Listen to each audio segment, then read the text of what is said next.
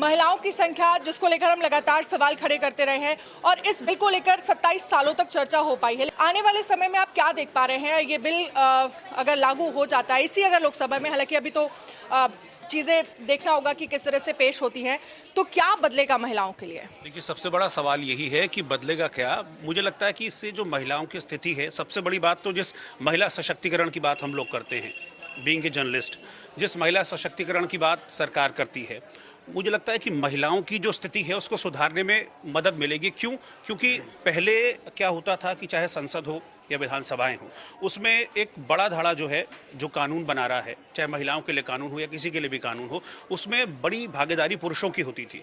लेकिन अब एक चीज़ जो यहाँ पर सबसे गौर करने वाली है, जब ये पूरा कानून बन जाएगा, जब सदस्य मिलकर कोई भी कानून बना रहे होंगे, तो उसमें हर तीसरा जो शख्स होगा वो महिला होगी। तो महिलाओं के लिए कानून बन रहा होगा, तो उसमें महिलाओं की भागीदारी बहुत इंपॉर्टेंट होगी। और मुझे लगता है कि जब महिलाओं की बात हम करते हैं या महिलाओं के लिए कानून बनाने की बात करते हैं, जब उसमें महिलाएं खुद इन्वॉल्व होंगी, तो मुझे लगता है कि उस कानून में और ज़्यादा डिस्पैरिटी आएगी। 2-4 पॉइंट्स है जिसका मैं जिक्र यहाँ पर करना चाहूँगा। अभी तक मेल डोमिनेटेड रही, तो एक मेल डोमिनेंस की जो बात है राजनीति में, वो मेल डोमिनेंस पूरी तरह से खत्म होगी। एक राजनीति को अपराधीकरण से जोड़कर भी बहुत ज़्यादा देखा जाता है कि पॉलिटिशियंस जो हैं वो अपराधीकरण में लिप्त रहते हैं। ऐसे बहुत सारे हैं, केसेस भी हैं।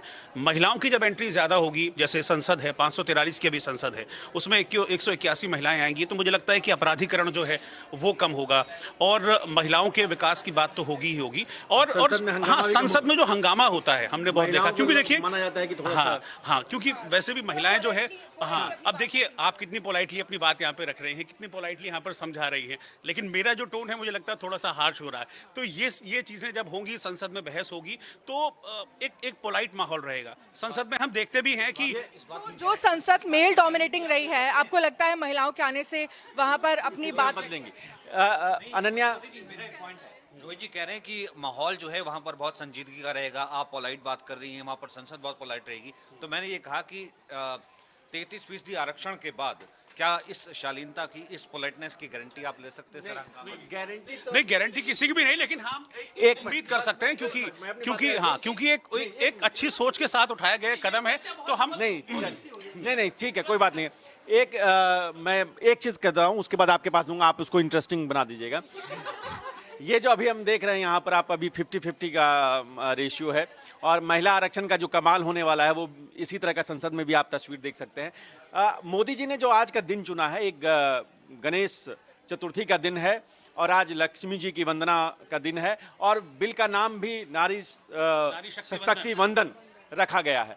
तो ये हमारी भारतीय परंपरा है और हमने गांव घर में अपने बुजुर्गों से सुना है, बाबा बाबा सब कहे मैया कहे न कोई, बाबा के दरबार में मैया कहे सो होय।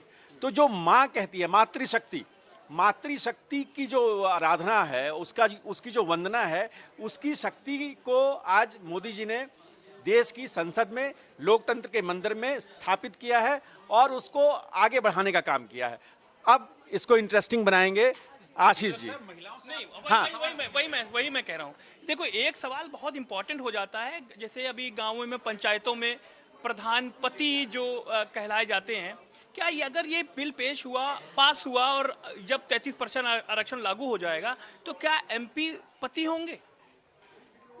नहीं, मुझे नहीं लगता तब क्योंकि ये स्टेप ही कहीं नहीं कहा जाता। आगे की बात कर रहा हूँ मैं। तो अभी भी तो महिलाएं हैं ना? नहीं है, लेकिन अभी भी तो महिलाएं हैं।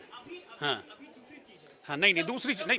ओहो, एमपी नहीं, अरे भाई, तो समाज के हर वर्ग से महिलाएं आने की जो बात कही जा रही है, नहीं, अभी भी तो महिलाएं हैं।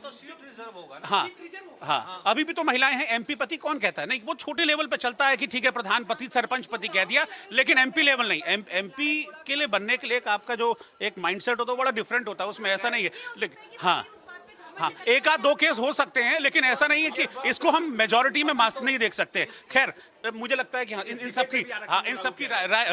सबकी राय लेना बहुत जरूरी है। आप बताइए, आपको क्या लगता है, being a girl, being a महिला, आपको क्या लगता है, क्या बदलेगा? क्या रिप्रेजेंटेशन जब बढ़ेगा आपका, जब आवाज मजबूत होगी संसद में, विधानसभाओं में, तो आपको लगता है कि ज्यादा फैसले महिलाओं के पक्ष में होंगे? सर बिल्कुल होंगे, क्योंकि क्या होता है ना कि अभी तक जो फैसले महिलाओं के मुद्दे पे भी अगर कोई ले रहा है, उनकी सेफ्टी के ऊपर ले रहा है या उनके बेटरमेंट के लिए ले रहे हैं, तो वो कौन ले रहे हैं? पुरुष ले रहे हैं। बट आपको नहीं लगता है, सबको नहीं लगता कि महिलाएं ही महिलाओं को ज़्यादा अच्छे से समझ सकती हैं, उनका दुख दर्द या उनको एक्चुअली में क्या चाहिए, उनको बस फ्री चाहिए या उनको सेफ्टी चाहिए? ये तो महिला बता सकती है ना कि हमें फ्री में दिल्ली घूमनी है या क्या करना है, या हमें दिल्ली में सुरक्षा चाहिए। तो वो महिला उस तरह से सोच सकती है। और दूसरी चीज़ जो बहुत अच्छी होती है वो महिलाओं की होती है मैनेजमेंट स्किल्स। तो ये एक विश्वास है, और मुझे बिल्कुल लगता है कि महिलाएं जब आएंगी, 33% जो हमारे उसमें महिलाएं हुआ करेंगी, तो एक मैनेजमेंट की तरह से चला करेगा, एक प्रॉपर तरीके से कोई भी चीज़ें होंगी, महिलाओं के ऊपर बातें होंगी, उनकी मुद्दे रखे जाएंगे, उनकी बातें हुआ करेंगी। तो ये हमने हमेशा से देखा, अपने घर से लेकर के ऑफिस में देखें, चाहे फाइनेंशियली चीज़ें संभाल ली हो, महिलाएं हर चीज़ में ऑलराउंडर होती है और बहुत अच्छे से संभाल सकती हैं। तो मैं यूपी से। तो अगर आपकी सीट वहाँ होती है रिजर्व, तो पॉलिटिक्स में आना चाहेंगे, चुनाव लड़ना चाहेंगे? बिल्कुल सर, बिल्कुल, क्यों नहीं, बिल्कुल। मैं खून में ही राजनीति है सर हमारे। और ये त्यागी समाज से भी हैं। मैं सनातन समाज से हूँ बस। सनातन वाला मुद्दा छेड़ दिया। ठीक है, आप बताओ। सर मुझे भी लगता है कि अगर महिलाएं आती है पक्ष में, अगर 33% उन लोगों को आरक्षण मिलता है तो फिर हाँ, महिलाओं के हित की बात होगी। लेकिन कहीं ना कहीं मुझे ऐसा लगता है कि महिलाओं की बातें कुछ ज़्यादा हो गई सर। मतलब ऐसा नहीं है कि अगर किसी चीज़ से जूझ रहे हैं तो सिर्फ महिलाएं ही जूझ रही हैं, मर्द भी इक्वल लेवल पे जूझ रहे हैं। तो मुझे लगता है कि अगर महिलाएं आती हैं 33% आरक्षण पे, तो ना सिर्फ महिलाओं के हित की बातें करें, वो जेंट्स के हित की बातें भी करें। और अगर ऐसा कहीं आता है कि अगर हम कहीं पे जेंट्स को कुछ पॉइंट पे आके हम उनको थोड़ा फेवर दे सकते हैं, तो वो भी देने की बात हो, सिर्फ महिलाओं के हित की बात ना हो। क्योंकि ठीक है, कहीं ना कहीं दोनों जो महिला है और जो पुरुष है, वो कहीं ना कहीं इक्वल ही आ जाते हैं आपस में। तो मुझे ये बहुत सारे हम लोग ने देखे कि जैसे डाउरी एक्ट वगैरह हो गया, ऐसे रेप के काफ़ी सारे बिल्स हो गए, और जिन पे फेक केसेस जो लगा दिए जाते हैं, तो पुरुषों के साथ बहुत ज़्यादा गलत और उनके साथ बहुत ज़्यादती होती है कि उन बेचारों को सुसाइड करना पड़ता है, 25-25 साल की जेल काटनी पड़ती है। पार्शियलिटी नहीं कर रहे हैं, अपनी बात के अलावा वो पुरुषों की बात रखनी। और ये आज की महिला है, ये आज पीछे वाली महिलाओं में। बताइए। ये डर रही है कि 33% 67% पर भाई ना पड़े। ये जरूर पुरुष डर सकते हैं। माइक से जरूर बोलें, आवाज नहीं आ रही। कशिश, बॉलीवुड में तो आप देख रही हैं, लगातार कवरेज कर रही हैं। जी सर। अब पॉलिटिक्स की बात करें। जी सर, जैसे कि मैंने अभी सुना, इन्होंने ही मुझे बताया इस सारी न्यूज़ के बारे में। जी आज कंगना भी आई थी। हाँ, मैंने वो भी देखा। तभी जी सर, तो मेरे अकॉर्डिंग तो जैसे इक्वलिटी की बात होती है, तो जैसे आरक्षण दिया जाता है, पहले तो मैं जिनको ST SC को भी आरक्षण मिला है, तो मैं उनके लिए भी मना ही करती थी कि आरक्षण किसी को नहीं मिलना चाहिए, कोई कोटा नहीं होना चाहिए यहाँ पे, ना कोई आरक्षण होना चाहिए। तब क्योंकि हमारी सरकार और हम ही लोग बात करते हैं कि मर्द और औरत सब बराबर हैं, तो मेरे को नहीं लगता आरक्षण मिलना चाहिए। लेकिन अगर आरक्षण मिल रहा है तो अच्छी भी बात है, क्योंकि अगर महिलाएं आगे बढ़ेंगी तो फिर वो और भी ज़्यादा शाइन करेंगी। बाकी आरक्षण मेरे अकॉर्डिंग तो नहीं मिलना चाहिए, क्योंकि आरक्षण से कहीं ना कहीं एक बात ये हो जाती है कि महिलाएं कहीं ना कहीं पीछे हैं अभी भी मर्दों से। मेरे अकॉर्डिंग ये तो रियलिटी है, पीछे है, इसीलिए तो इतना बड़ा स्टेप गवर्नमेंट ने लिया है कि उनको आगे लाने की जरूरत है। ये तो आप देखिए ना, ये तो फिगर्स में दिख भी रहा है। अभी मैं अगर सिर्फ लोकसभा की बात करूं तो शायद 82 के आसपास महिला सांसद हैं, तो उनको ड्यू एडवांटेज मिले, उनको एक ड्यू वेटेज मिले, इसीलिए ये कोशिश की गई है कि भाई एक रिप्रेजेंटेशन बढ़ना चाहिए लोकसभा में, राज्यों की विधानसभाओं में। ये मेरा पॉइंट ऑफ व्यू है कि अगर महिलाएं ज़्यादा होंगी तो मुझे लगता है कि बहुत सारी चीज़ें ऐसी हैं जिस पर अच्छी तरीके से वो सोच पाएंगी। जैसे कि आपने अपराधीकरण की बात की, महिला सुरक्षा की बात की, महिला सुरक्षा पे भी है। महिला सुरक्षा पे 4 पुरुष बैठकर एक फैसला लेंगे, वो डिसीजन अलग होगा, लेकिन उन 4 पुरुषों में एक महिला होगी तो वो डिसीजन एक अलग जा सकता है और महिलाओं के फेवरेबल जा सकता है। मुझे लगता है कि इसके पॉजिटिव पॉइंट्स हमको देखने चाहिए। आप बोलिए, आप क्या कहेंगे? नहीं, मैं यही मानती हूँ कि होना चाहिए, मतलब आरक्षण की ज़रूरत तो है, क्योंकि कहीं ना कहीं हम मुझे लगता है कि मैं नहीं, यहाँ पे सब लोग मानते हैं कि महिलाएं कहीं ना कहीं पीछे हैं। तो मुझे लगता है कि आरक्षण मिलना चाहिए, लेकिन आरक्षण तो ये तो है नहीं ना कि आरक्षण। मुझे लगता है कि मुझे थोड़ी सी इसमें एक पॉइंट क्लियर करना चाहिए। हम इसको आरक्षण ना कहें, जो प्रधानमंत्री मोदी ने अभी इसका नाम चेंज किया है ना, नारी शक्ति वंदन, इसमें से आरक्षण हटा दिया है। इसको आरक्षण ना बोल के इसको हम प्रतिनिधित्व बोलें, इसको हम बोलें कि रिप्रेजेंटेशन हम बढ़ा रहे हैं महिलाओं का। इसी पॉइंट को इस तरीके से भी कह सकते हैं ना, हम बात करते हैं आधी आबादी की। आधी आबादी, जाहिर सी बात है, हमारी महिला, वो हमारे घर की बात हो, परिवार की बात हो या फिर समाज की बात होती है। अब तक होता क्या है कि अगर हम देखते हैं, एक महिला एवं बाल कल्याण मंत्रालय है जो उस आधी आबादी को रिप्रेजेंट करता आया है। उसके अलावा जो भी डिसीजन कैबिनेट लेती है या फिर कानून बनाए जाते हैं, तमाम विधि विधेयक आते हैं, उसका प्रभाव उस आधी आबादी पर पड़ता है, लेकिन वो आधी आबादी सोचती है कि उसके ऊपर उसका क्या प्रभाव पड़ना चाहिए, कैसा होना चाहिए। वो रिप्रेजेंटेशन जो है वो बाकायदा मिल रहा था या नहीं मिल रहा था, ये ज़रूरी है। तो ये आपने सही कहा कि रिजर्वेशन नहीं है, ये एक तरह का रिप्रेजेंटेशन है कि उनको आगे ला करके। इसमें एक चीज और है ना, जब हम कहते हैं आधी आबादी का मतलब है कि इसको जनरली ऐसे आप क्लैरिफाई कीजिए कि आधी महिलाएं आधे पुरुष। तो ऐसे में अगर महिलाओं को आगे बढ़ाने के लिए एक मौका मिल रहा है तो इसको आरक्षण कहा ही नहीं जाना चाहिए। क्यों, आप क्या कहते हैं पशुपति जी? नहीं, हमारे यहाँ एक धर्मशास्त्रों में कहा गया है कि यत्र नारी पूज्यन्ते रमन्ते तत्र देवता। तो ये जो नई संसद है उसमें एक जो पूरी आराधना, सनातन और सेंगोल और राजदंड, तो उस परंपरा को भी एक आगे बढ़ाने वाली ये डिबेट है। और एक दो पॉइंट और मैं इसमें ऐड करना चाहूँगी। एक तो ये, जब हम महिला सशक्तिकरण को लेकर बात कर रहे हैं तो महिलाएं अभी उतनी सशक्त नहीं हुई हैं जितनी होनी चाहिए इस बिल के बाद। और जब 181 महिलाएं संसद में बैठेंगी तो ये फील आएगा कि भाई महिलाएं सशक्त तो हुई हैं, साथ ही अपनी बात रख रही हैं, और उनकी बात कितनी ज़रूरी हो रही है ये इस बिल के जरिए पता चला। और दूसरा, एक हम जेंडर इक्वलिटी का भी संदेश इसके जरिए दे रहे हैं, क्योंकि जेंडर इक्वलिटी को लेकर अभी तक आवाज़ उठती रही है। जब ये कहा जा सकता है कि थर्ड पार्ट महिलाएं वहां पर बैठेंगी, तो भाई हम जेंडर इक्वलिटी के भी उसमें एक तरह से कहा जा सकता है कि दिशा में हम काफी आगे बढ़ रहे हैं। बस एक चीज मैं जोड़ता हूँ रोहित जी, उसके बाद आप बात आगे रखेंगे कि हमारा संस्थान जो है इंडिया न्यूज़ कई मामलों में महिलाओं को लेकर पहले से थोड़ा सा ओपन रहा है और उन्हें पूरा प्रतिनिधित्व यहाँ मिल रहा है। लेकिन अभी भी कई बड़े संस्थान हैं, कई कॉरपोरेट हाउसेस हैं जहाँ पर महिलाओं को आप टॉप लेवल पर नहीं देखेंगे। तो आप ये समझिए कि इस तरह की एक शुरुआत जो है नारी वंदन, नारी शक्ति वंदन, एक वक्त की जरूरत भी है। आप आशीष को बोलने दीजिए, बेचारे बहुत देर से खामोश खड़े हैं। हमको लग रहा है कि आरक्षण जो है हमने ले लिया, आशीष को अकेला छोड़ दिया है। आशीष नहीं, आप भी आइए, आप भी बोलिए। और तब जब सब कुछ मैंने ऑर्गेनाइज कराया। आशीष तो वो है जो ऑलरेडी जो है एक सशक्त कर चुके हैं एक आवाज को, और जो पूरी दुनिया नहीं, गलत नहीं, वो दोनों पहलू को दिखाते हुए है। वो ऑलरेडी एक आवाज को इतना। अच्छा, इस डिबेट को मैं थोड़ा सा आगे बढ़ाता हूँ। ये कब लागू होगा रिजर्वेशन? क्या ये 2024 में लागू होगा महिला आरक्षण या नारी जो वंदन है, या 2027 में लागू होगा? और जो पॉलिटिक्स हो रही है, जो श्रेय लेने की राजनीति हो रही है कि कांग्रेस कह रही है कि हमने पहले पेश किया था, अब बीजेपी कह रही है कि नहीं, हमारा सारा वो क्रेडिट ले रही है, फायदा किसको होने वाला है, नुकसान किसको होने वाला है? नहीं, देखिए, मुझे लगता है कि इस पे पढ़ना नहीं चाहिए कि किसको फायदा किसको नुकसान। हमको ये सोचना चाहिए, हाँ देखिए, पॉलिटिक्स हर जगह होगी। हिंदुस्तान में पॉलिटिक्स हर जगह है। हिंदुस्तान में, मैंने बोला ना, रग रग में पॉलिटिक्स बसी हुई है। आप एक अच्छा काम करेंगे तो आपको पीछे खींचने वाले 1001 आ जाएंगे। एक आदमी अच्छा काम करेगा, 1001 उसको पीछे खींचने वाले आएंगे। तो इस पॉलिटिक्स में ना पढ़ के हम देखें कि इसका अल्टीमेट फायदा किसको हो रहा है। जिन महिलाओं के लिए ये रिप्रेजेंटेशन लाया गया है उससे उन महिलाओं को फायदा मिलेगा या नहीं, इसके कुछ एग्जाम्पल मैं देना चाहूँगा। एग्जाम्पल उन विकसित देशों के मैं देना चाहूँगा जहाँ पर महिलाओं का प्रतिनिधित्व है, बढ़ाया गया है। अभी अगर मैं हिंदुस्तान के लिहाज से बात करूं तो लोकसभा में लगभग 14.5-15% के आसपास जो है महिलाओं का रिप्रेजेंटेशन है। राज्य की विधानसभाओं में अलग अलग, अगर मैं उसको एक्यूमुलेट भी कर लूं, एक एवरेज निकालूं, 12-13% बैठता है। लेकिन अगर हम इसको कंपेयर करें अमेरिका से, जिसको हम एक विकसित राष्ट्र मानते हैं, महाशक्ति कहते हैं, वहां पर 28% रिप्रेजेंटेशन है महिलाओं का अमेरिकी कांग्रेस में। ब्रिटेन जो एक विकसित राष्ट्र है, वहाँ करीब 30% से ज़्यादा महिलाओं के लिए है।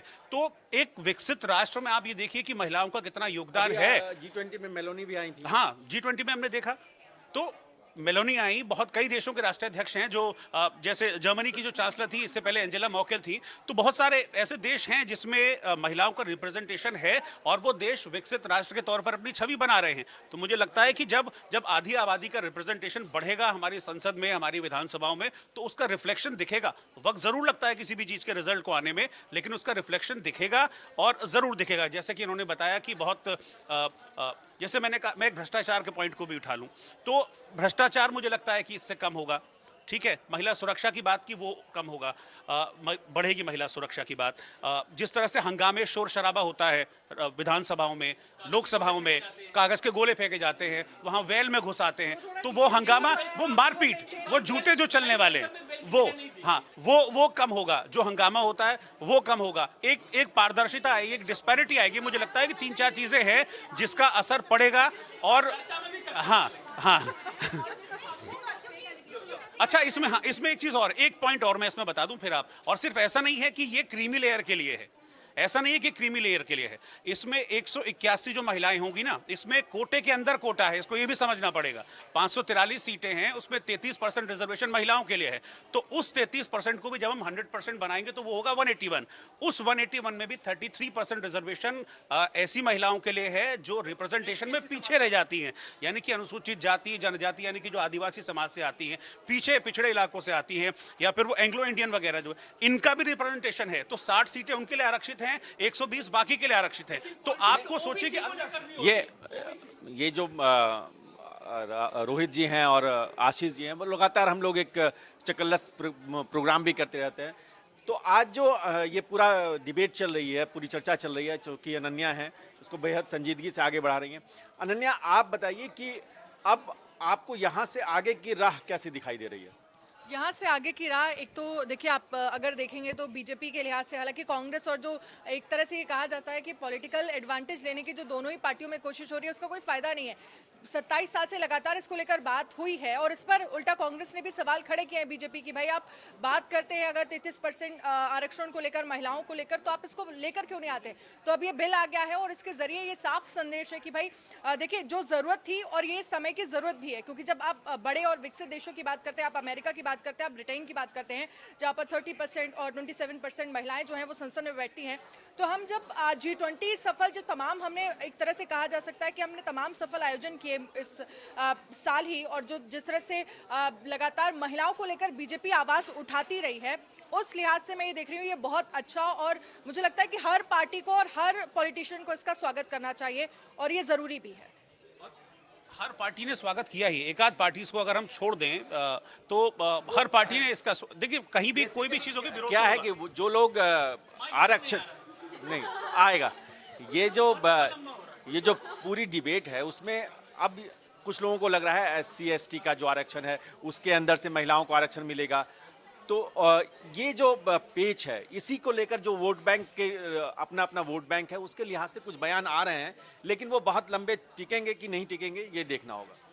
अच्छा, खास बात इसमें ये है कि ये लागू कब से होगा? 2027 से कुछ लोग कह रहे हैं, अभी जनगणना होने वाली है, 2021 में जनगणना होने वाली थी लेकिन हुई नहीं। अब कहा जा रहा है 25 तक 26 तक जनगणना पूरी हो जाएगी, उसके बाद 27 में परिसीमन होगा, सब अलग अलग सीटें निर्धारित होंगी कि कौन सी सीट SC रखी जाएगी, कौन सी सीट ST होगी और कौन जनरल कोटे में होंगी, उसके बाद कहाँ रिजर्वेशन लागू होगा। ये सारे तमाम पेच अभी भी लगे हुए हैं। लेकिन मेरा फिर घूम के वही सवाल आ रहा है कि जो पॉलिटिक्स हो रही है, इसमें सबसे ज़्यादा फायदा किसको लग रहा है? पॉलिटिक्स हो रही है, अब इसमें पॉलिटिक्स सर आनी ही नहीं चाहिए, क्योंकि पॉलिटिक्स चाहे पक्ष हो या विपक्ष हो, सभी लोगों ने इसके लिए स्वागत किया है कि हाँ, महिला के लिए। पॉलिटिक्स तो ऑटोमेटिकली कुछ भी होगी, कोई भी अगर बिल आ रहा है या कुछ भी आ रहा है, इसमें तो मुझे लग रहा है कि पक्ष हो या विपक्ष हो, सबने ही इस बिल के लिए स्वागत करा है कि हाँ, इस बिल को पारित होना चाहिए। फिर भी किसी एक पक्ष को जो फायदा ज्यादा होता है, कि वो आपको क्या लग रहा है कि किस पक्ष को फायदा ज्यादा होने वाला है? नहीं, ऐसा मुझे नहीं लगता कि किसी एक पर्टिकुलर पक्ष को ही फायदा होगा, मुझे लगता है सबको ही फायदा होगा, क्योंकि महिलाओं का आना ही सबके लिए अपने में एक फायदे की बात है कि हाँ, एक संसद में महिलाएं आएंगी। मुझे क्लियरली ऐसा लगता है कि मोदी जी और बीजेपी को बहुत बड़ा फायदा ऑटोमेटिकली होने वाला है। बहुत बेसिक चीज है, बहुत बेसिक है उस, हाँ। और जैसे आज हमने उसको फायदा होगा, और जैसे हमने सुबह से जो स्टेटमेंट्स आ रही हैं, जो चाहे टीवी एक्ट्रेसेस हो या कोई भी तमाम औरतें जो भी आज इस मुद्दे पे बोल रही हैं, उन्होंने सबने कहीं ना कहीं मेंशन जरूर किया है कि मोदी जी का ये जो फैसला है वो हम लोगों के लिए बहुत फायदेमंद रहेगा। तो उन्होंने खुद ये चीज़ बता दी है कि इस चीज़ को वो मोदी जी के साथ जोड़ रही हैं, जो अल्टीमेटली बीजेपी को बहुत फायदा करने वाली है।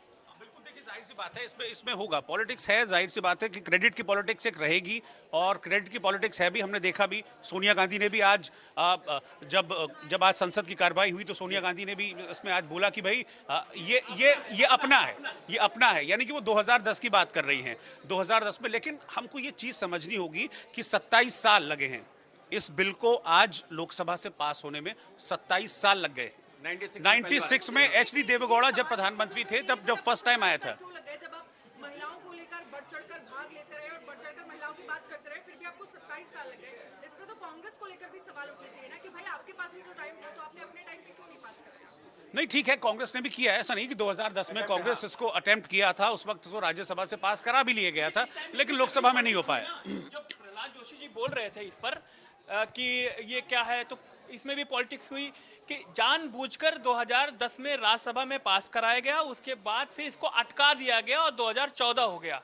और पीछे से स्मृति ईरानी जी ने कहा, जब वो बोल रहे थे कि अटका दिया गया जानबूझकर, इसमें भी पॉलिटिक्स सदन के अंदर हो रही है और हंगामेबाजी हो रही है। अगर इस वक्त इस तरह से पॉलिटिक्स उठेगी, इस तरह से अगर पॉलिटिक्स उठेगी, नहीं, पॉलिटिक्स फिर अगर इस तरफ आएगी तो पॉलिटिक्स में दूसरी तरफ भी आपको देखना होगा। फिर ये भी सवाल आएगा कि 2014 से मोदी सरकार भी तो है, तो अब जाकर 2023 में इसको क्यों पेश कर रहे हैं 9 साल की सरकार चलाने के बाद।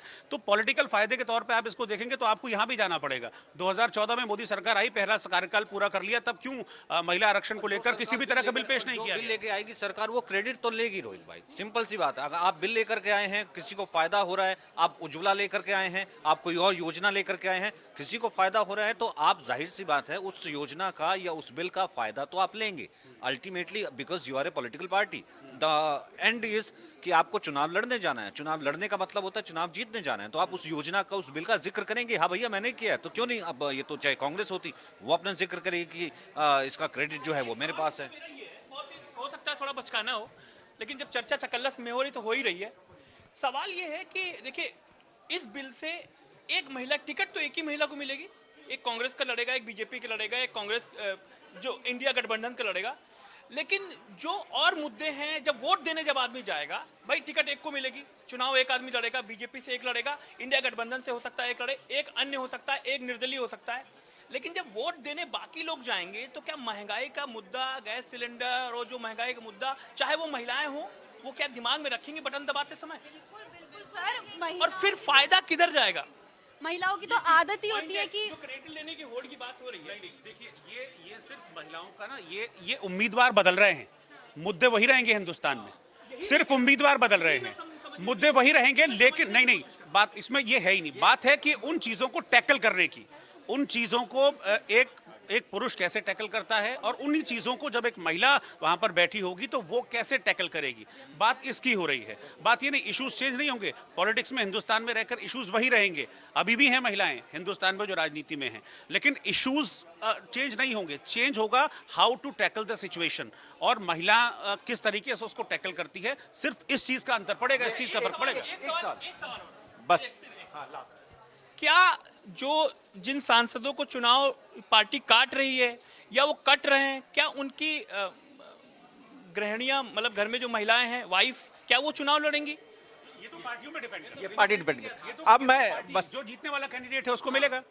एक सवाल, ये योजना नहीं जाएगी जो है ना, 60% की एक सवाल महिला ब्रिगेड से, राजनीति में आपकी क्या दिलचस्पी है और क्या आप कोई चुनाव लड़ना पसंद करेंगे? दिलचस्पी है, और अगर मुझे ऐसा मौका मिलता है और वाकई में इसके लिए अगर चूज़ की जाती है तो मेरे लिए ये बहुत बड़ी बात होगी। और मुझे लगता है कि जो आज की महिलाएं हैं वो शायद राजनीति से इसीलिए दूर जा रही हैं क्योंकि बहुत कम सीट्स, बहुत कम लोगों को टिकट। अब अगर 181 सीट्स होंगी और 181 जो सीटें हैं महिलाओं के लिए आरक्षित होंगी तो ये बहुत बड़ा संदेश है, और ऐसी महिलाएं जो राजनीति में आगे बढ़ना चाहती हैं उनके लिए बहुत अच्छी और बहुत बड़ी पहल है, मैं ये मानती हूँ। तो आपको कहाँ से टिकट चाहिए? मुझे जहां से भी, जो भी पार्टी कहीं से भी दे दे, मैं तैयार हूं टिकट लेने। हालांकि अभी 2027 आप देखिए, आप छोटा मत देखिए, आप सिर्फ संसद की इसमें बात मत कीजिए। संसद में अभी 82 हैं, अभी 181। आप सोचिए कितनी विधानसभाएं हैं, और विधानसभा में एवरेज 12% है, मिलना है 33%। अगर नंबर से आप काउंट करें तो हर उसमें 21 सीटें जो हैं वो एक्स्ट्रा बढ़ेंगी, वो ज्यादा बढ़ेंगी, तो एक रिप्रेजेंटेशन बढ़ेगा। और जब महिलाओं को दिखेगा कि भाई हमारे पास मौका है, तो फिर आगे भी आएंगी महिलाएं बढ़ के। अभी तो कई महिलाएं में पीछे रह जाती हैं कि मौका नहीं मिलता उनको। इस तरह की टैलेंटेड महिलाओं की जरूरत पड़ेगी फिर आगे। ये मैं आपसे पूछना चाहता हूं, आप अगर मौका लगा तो कहां से चुनाव लड़ेंगी और क्या राजनीति में आना पसंद करेंगी? मैं बिल्कुल राजनीति में आना पसंद करूंगी, और ये तो गुड न्यूज़ हो गई है कि 33% आरक्षण मिल ही गया है, और मुझे जहां से जो पार्टी जहां से टिकट दे मैं उसको दोनों हाथों से। पैसा भी खर्चा होगा, ये भी कहां से? पर कहीं से महिलाओं के लिए काम करना है, और जरूरी नहीं है सिर्फ महिलाओं के लिए, लेकिन अगर महिला की प्रॉब्लम होगी तो ऑब्वियसली सॉल्व। चाहते नहीं है कि आप कहां से? सर, मेरा एक तो या तो रहेगा दिल्ली क्योंकि मैं बॉटम दिल्ली हूँ, और दूसरा मेरठ। मेरा यूपी से रहेगा, अयोध्या से। ये विपक्ष में है। तो ये एक राजनीति की दिलचस्पी है। एक जनरल इनसे राय ले लीजिए। और जो पैसा लगेगा वो आशीष सर हम लोगों को फंड करने वाले हैं, उनको उनकी जो टेंशन थी वो दूर। देश की महिलाओं को कोई मौका नहीं देता।